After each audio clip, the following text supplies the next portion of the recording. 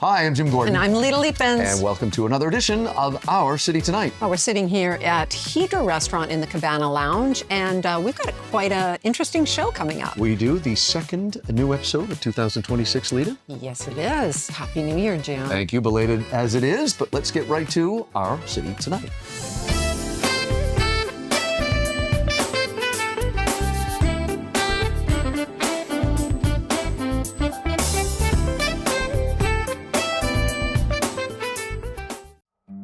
There's a new movie available for streaming on all the usual platforms. It's a very powerful film called Lily.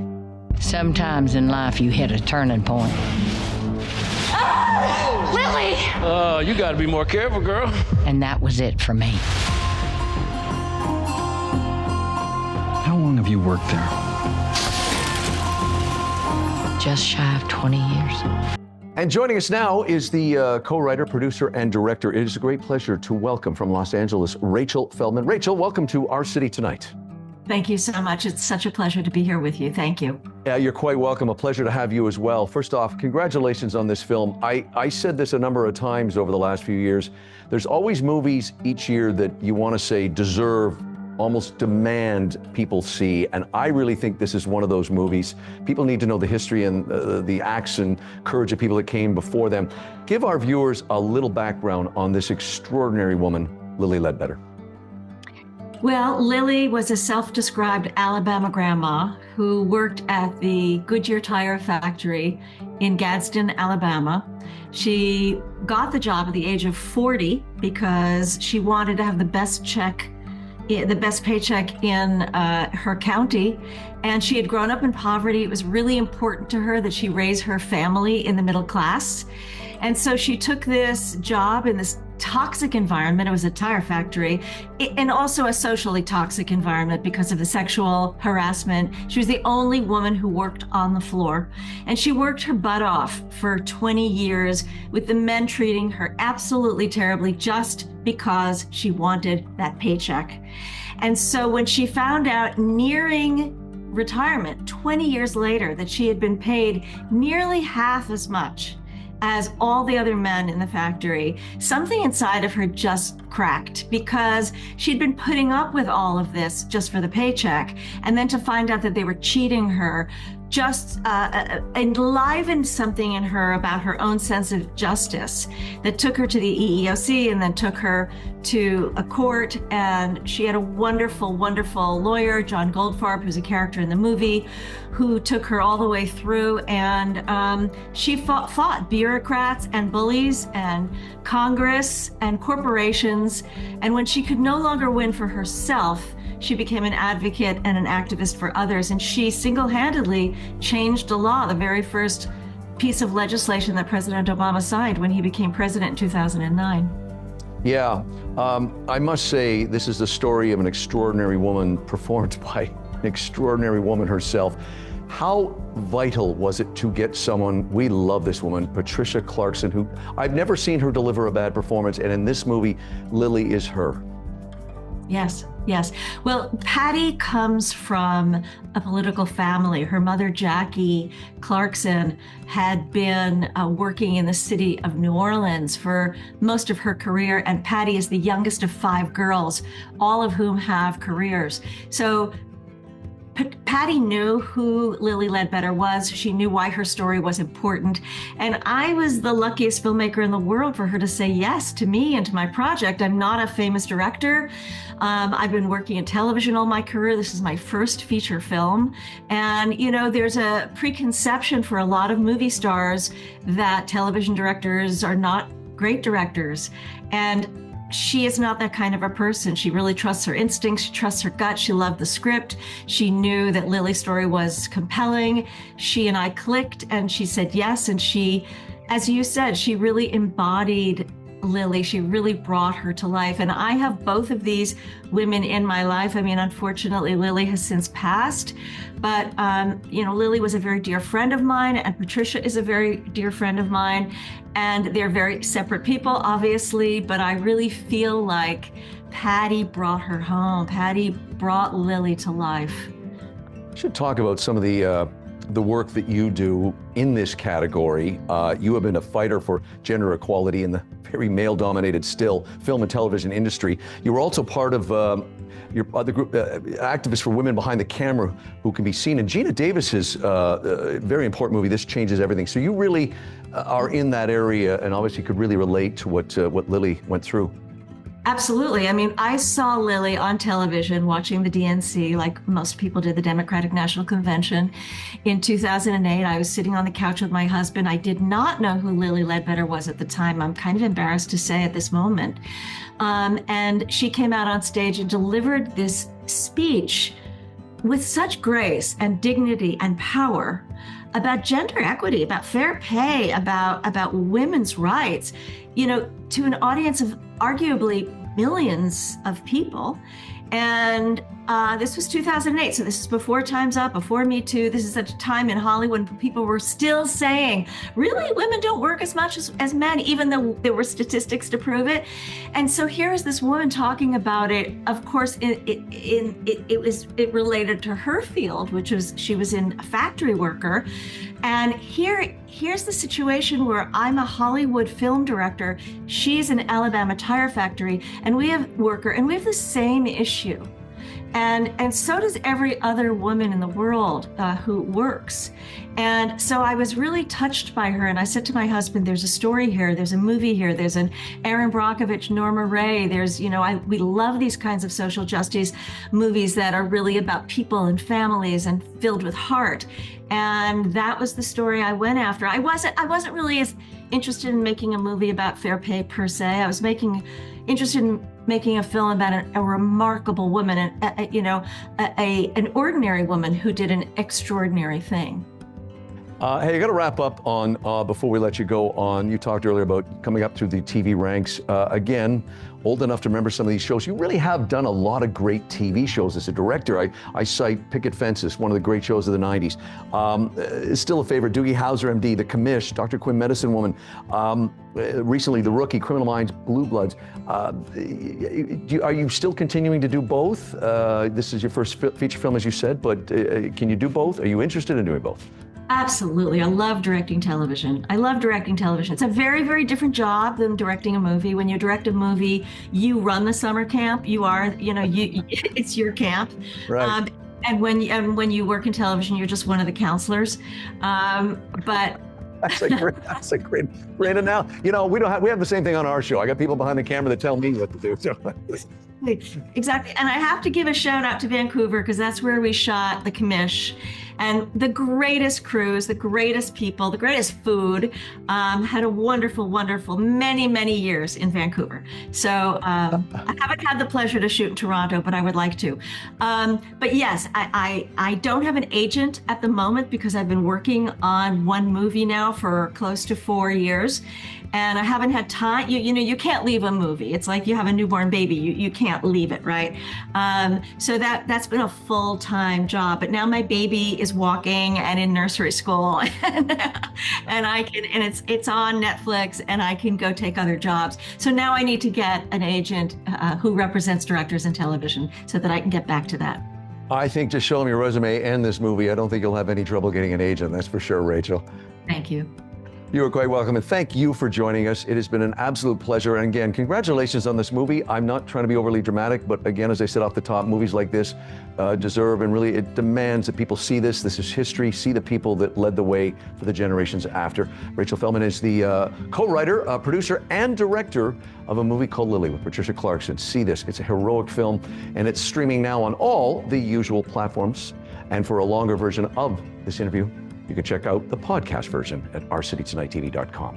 Rachel, thank you so much for joining us. Thank you so much. It's been such a pleasure. You too.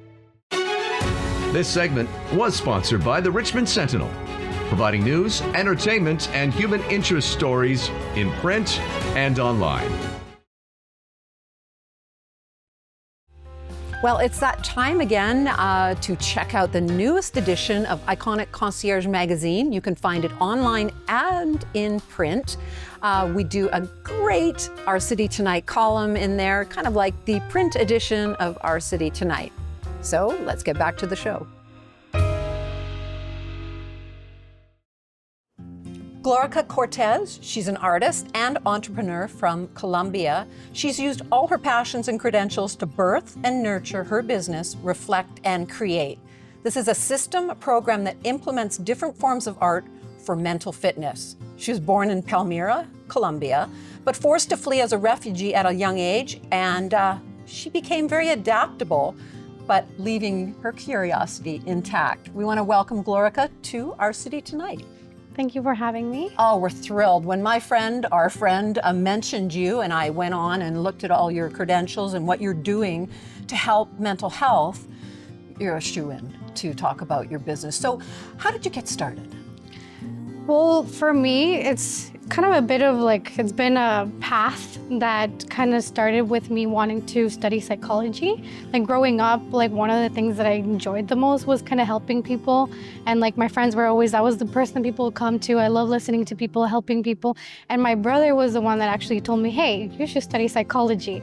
And that was around grade 8. Wow. And so at grade 8, I was like, okay, psychology. And I never thought of any other option until I went to university. I took psychology. I was majoring in psychology.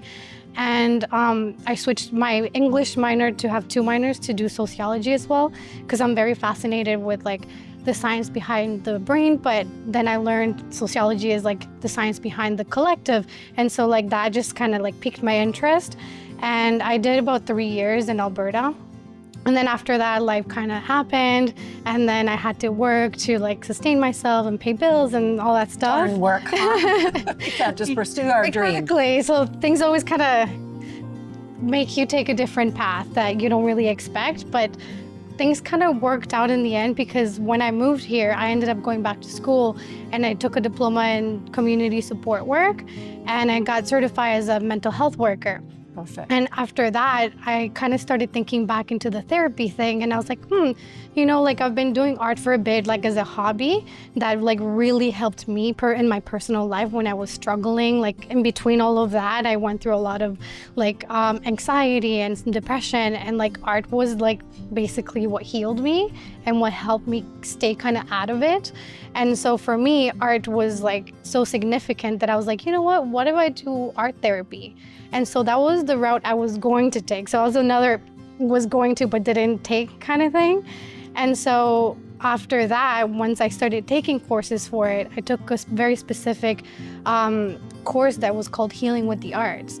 And what I learned with that was not just painting, because my idea was art therapy is, most people think painting, but we did everything. We did dancing, we did throat singing, we did writing, and we did painting and doodling and a whole bunch of stuff. And to me, it was very life-changing, because they did teach us how to guide other people in doing it, but as I was doing it, I was feeling the effects of actually doing the work. And that's when the idea of my business kind of started, where I was like, you know what? Art therapy is a thing that already exists, but there's no gyms for the mind. You go to the gym, you work out, you have the treadmill, you can lift, you can do so many other things for your body, but where do you go to work out your mind? It doesn't really exist. And the art therapy that I had looked into is not affordable for people, and the stuff that is free, you have to prove that you have a mental illness. And so I kind of wanted to break that barrier. And so that's how Reflect and Create happened. I thought of hosting events called Reflect and Create, and my brother said the name was great. Why not just name my business that? So I was like, Perfect. Okay, let's name it that. And I love that you talk about mental fitness. Yes. It's so necessary in this day and age, because we are having a crisis. How are you finding that your business is helping in the current situation? I feel because the purpose of what I do also provides healing, because I did take the course literally called Healing with the Arts. I feel it heals, but not just that. I feel mental fitness is about strengthening your mind. Mm-hmm. So it's the difference between going to the doctor to help you heal and going to the gym to stay healthy. So for me, mental fitness is about helping people stay fit. And so I feel the people that have joined us, we have different and new people coming in every event that I do, but there's some people that are regulars. I have members that have started going since the first event that I hosted, and they're still going. Now that makes me jump in because we're nearing our end of our chat, but how does somebody get involved then? They're free. The events are free. That's wonderful. And they're available virtually and in person. Okay. And the reason that they're free is because we accept donors, so people just donate. So it's like a pay-it-forward model. So anybody that wants to join, if they can't afford it, it's fine because it's been paid for, basically. Oh, that's brilliant. And your website is? Reflectcreate.com. Perfect. Now you've got, as we close here, what is this in front of us? So one of the things that we also do is with the donations that we receive, it funds the events, but it also funds donating free art supplies to kids. Wow. And I'm aiming to also give to youth and the unhoused, but so far we've given to kids in Colombia and here, so it's been over 75 that we've donated. But I've created new ones that these are for sale. So they have a little bit more than the ones that we donate, so that these themselves can also help fund more free art supplies for more kids and the events themselves. Oh, you are an absolute breath of fresh air. We have Glorica Cortez, and her business and her art therapy is called Reflect and Create, and you can find her at reflectcreate.ca. .com. Thank you. Reflectcreate.com. Make sure we get that. We'll put it up on the screen as well. Thank you so much for being on Our City Tonight TV. We'll keep an eye out how your progress is going, and thank you for doing such a great service for our community. Thanks for having me. Oh, our pleasure.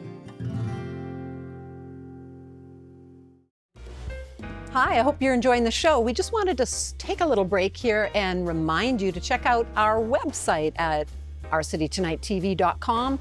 That's where you can check out extended versions of these segments in podcasts, as well as check out our YouTube channels. Please don't forget to like and subscribe. Now back to the show.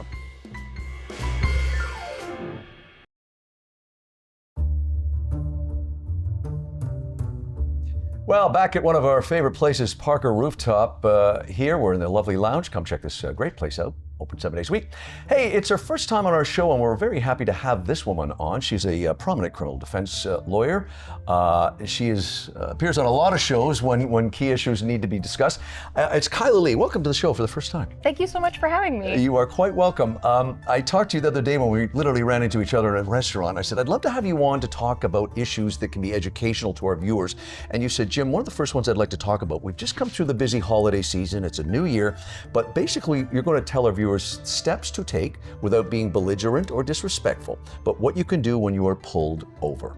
Yes. You pick it up from there. Okay. I mean, the first thing you need to do when you're pulled over is remember not to be rude or belligerent. Right. Even if you don't agree with the reason that you're pulled over, you don't want to fight back with the officer. Right. And there's a couple reasons for that. First is you start to fight back, you might make admissions that could be used against you later. Right. Anything you say can and will be used against you.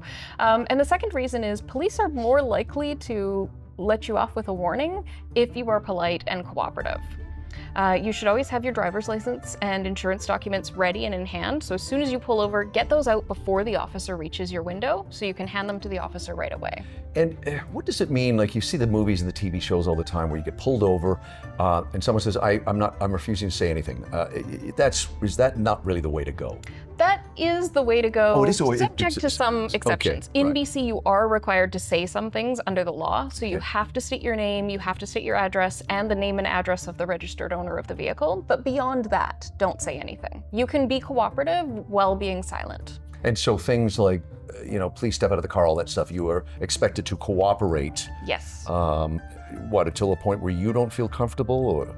Until a point where you're allowed to go, essentially. go. If the police ask you to get out of the vehicle, you have to get out of the vehicle. They might not be lawfully making that request, Right. but you shouldn't be trying to adjudicate that in the moment. You should comply with the request and then argue about its legality later. And one of the things you mentioned to me is the difference between, I think the wording you gave me was to cooperate with the police as opposed to like something you just said a second ago, incriminating yourself.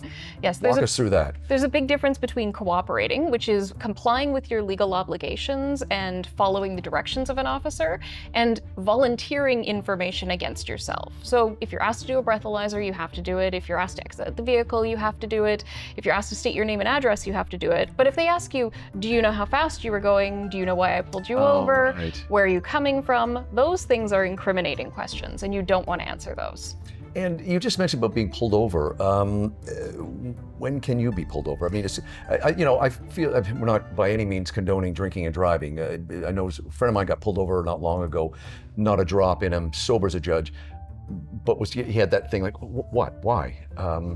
You can be pulled over at random anytime in Canada. Essentially, the law allows the police, if you're in a moving vehicle, to stop you randomly to check your sobriety, to check that you have insurance, a driver's license, and the vehicle's mechanically fit to be on the road.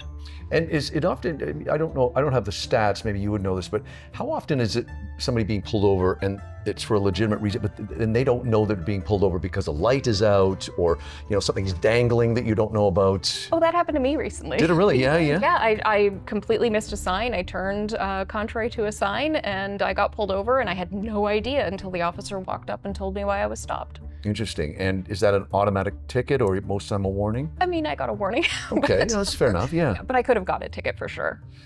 You talked earlier, or I did, and we were talking on the phone the other day about just that as I said, we've just come through the busy season with being, holidays. I mean, summer's also a huge time for that as well.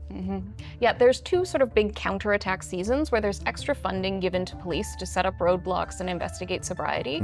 So in the holidays, they'll do the Light Up the Province campaign, and in the summers, they'll do their summer counterattacks. You'll see roadblocks often by beaches and places that have nice outdoor patios and areas where people are going to be outside and likely consuming alcohol. Do most people have a sense, or do they have maybe a false idea of what they can drink? I often hear that, well, 2 beer rule or 2 glass of wine rule, but it's not as simple as that, is it? It's not as simple as that. We often hear, 1 drink per hour, and that's great for your first 2 drinks, assuming you are a male and assuming you weigh 150 pounds or more. Right, yeah. But if you're not a man, if you're, if you're drinking stronger drinks or bigger drinks, then that can change everything. So because we have such a variety now in what we can drink and the different beverage options available, you can't come up with a hard and fast rule. The only real rule that you should follow is don't drink anything and get behind the wheel. Yeah, of course, especially with there's so many options nowadays for transportation. One of the things, if you're on social media, you see every day, and that is people pulling their phones out as soon as they're pulled over. What is your advice on that? Because every time I see a clip, it's usually antagonistic. Or they're also they think they're protecting themselves. I love that the people who post it online are always the people who come off terribly in the videos. Yeah, that's right. But you can record the police. You have the right to record the police at any point, as long as you're not interfering in the investigation. So I recommend taking your phone out, start a recording, put it in your pocket if you have one, or prop it somewhere in the vehicle where it can record the interaction, but you're not shoving it in the officer's face and being antagonistic, because that's only going to escalate a situation to a place it might not otherwise go. But you're legally allowed. Yes. Okay, then the follow-up on that is, when are the cops legally allowed to take your phone? They can take your phone if they are arresting you, so they can seize it incident to an arrest. They can take your phone sometimes for investigative purposes, and they can take your phone if it's an officer safety issue, which often happens. They get worried you're going to call somebody to come cause problems, so they'll take your phone to protect themselves. Got to put you on the spot here, and I don't mean to make light of it, but as I said, I see you on TV quite often, including this show. What is the common explanation? Because you have a lot of people come to you, you're well known. Is there a common explanation that percentage-wise outruns the other ones in terms of why people, they come to you and say, here's what's happened? Well, for speeding tickets, I think the most common one I hear is I had to go to the bathroom really badly, which is so common that no officer is going to believe it. Good point, yeah. And then for the drinking, it's often that they thought they were fine. They felt fine. They've had that amount before. Their friend had the same as them, and they went through and they were fine. That's the really common one that I hear. And again, you learn your lessons, but are most cases like that given a warning, even if it gets to the court stage? No, so in BC we have the 90-day immediate roadside prohibition scheme. So if you blow a fail in a roadside breathalyzer, automatically you lose your license for 90 days right there on the spot. Your car's impounded for 30 days, and you've only got 7 days to fight it. So it's a pretty intense system. Yeah. Remind our viewers, what is the legal limit? It's 0.05 for administrative license suspensions and 0.08 for the criminal code. Wow, that's gives you an idea how little you can drink, Yeah. thinking you're fine. Yeah, I know how many people you probably heard that thought they were fine, but that doesn't mean they're not going to legally blow over the limit. So, No. before we wrap up, give our viewers a little background on you. How do you actually get into this specific area of law? I think I kind of fell into it by accident. Okay. I went to law school wanting to work in Aboriginal law, and while I was in law school, I realized I'd be working on like one case my entire career, and I thought that would be boring. Sure. But I thought criminal law was interesting, and I got hired at a firm that dealt primarily with driving offenses, and I just loved it. I loved like dealing with the police. I like arguing people's rights have been violated, and I get to do that every single day. So.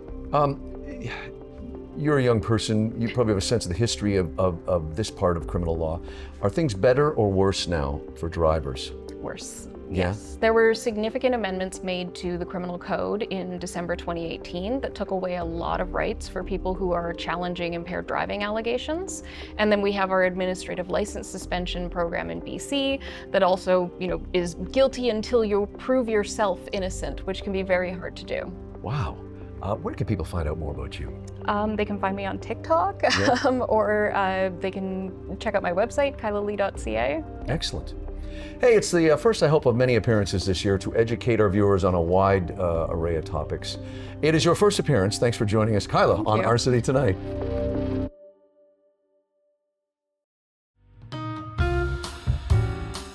This segment was brought to you by the Richmond Sentinel, providing news, entertainment, and human interest stories in print and online.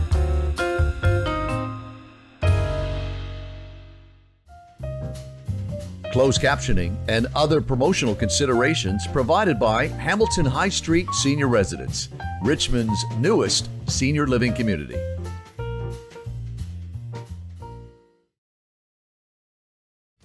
Well, that was a lot of fun. Just so much to do this new year, Jim. There is. We're happy you're with us as we head into, I guess, technically we're into our 12th year. Yes. The way seasons work out, but we thank you for joining us. Don't forget, as we always say, you can contact us, info@ourcitytonighttv.com. And you can check our website out at ourcitytonighttv.com for all past episodes, podcasts, and all the good stuff. All the segments are there too, folks. And you know what's really popular? Our viewers seem to really like the shorts that we started posting last fall. Anyway, look for all that, ourcitytonightttv.com. I'm Jim Gordon. And I'm Lita Leapins. We'll see you on the next edition of Our City Tonight. Visit ourcitytonightttv.com for all the latest episodes, segments, and our new podcast. And please be sure to like and subscribe. The Richmond Sentinel, providing news, entertainment, and human interest stories in print and online.